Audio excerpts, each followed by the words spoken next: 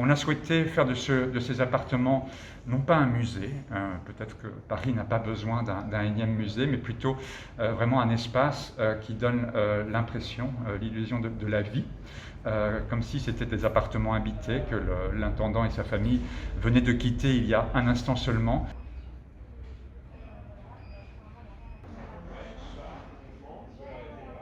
C'est une fin de repas. Vous voyez qu'on a les huîtres sont répandues par terre et sur des plats d'argent, dans des panières 18e.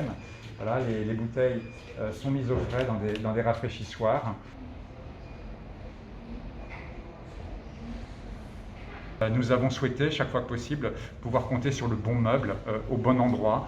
Et pour cela, donc, nous avons noué des partenariats avec des institutions sœurs, comme le Mobilier National, le Musée des Arts Décoratifs, Château de Versailles, Musée du Louvre, pour mettre en place donc, le mobilier, lorsqu'il existe encore, d'origine de ces appartements.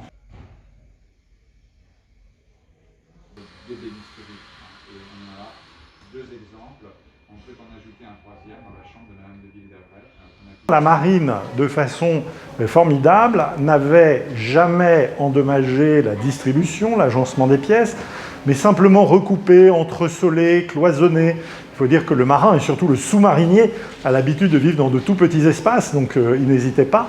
Et donc on a fait une opération très importante, une opération qui a été clé dans cet ensemble, qui a été de procéder au retrait justement de tous ces aménagements parasites de la fin du 19e et du 20e siècle. Et c'est un chantier, on a beaucoup plus enlevé qu'on a ajouté.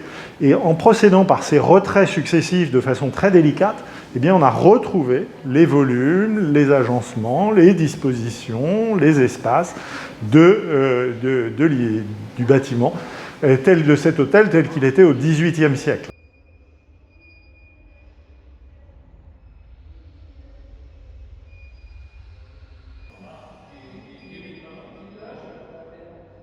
Nous avions une cour qui avait été rehaussée, les bâtiments autour avaient été rehaussés au XIXe siècle, et la cour ne recevait plus du tout de lumière du soleil de façon directe. Tous les marins qui travaillaient là n'allaient jamais dans cette partie-là, tellement elle était sinistre, et on garde un souvenir absolument terrible.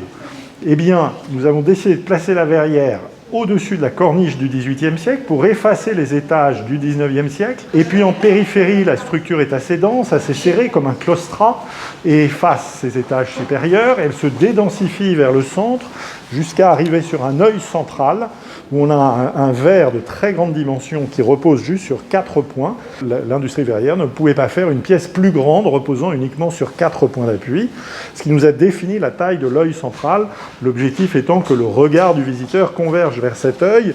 De la même manière, nous avons positionné des miroirs en partie supérieure pour capter le soleil, qui vient ensuite se réfléchir dans les éléments d'ossature en inox polymiroir de la verrière, pour ramener du soleil dans la cour.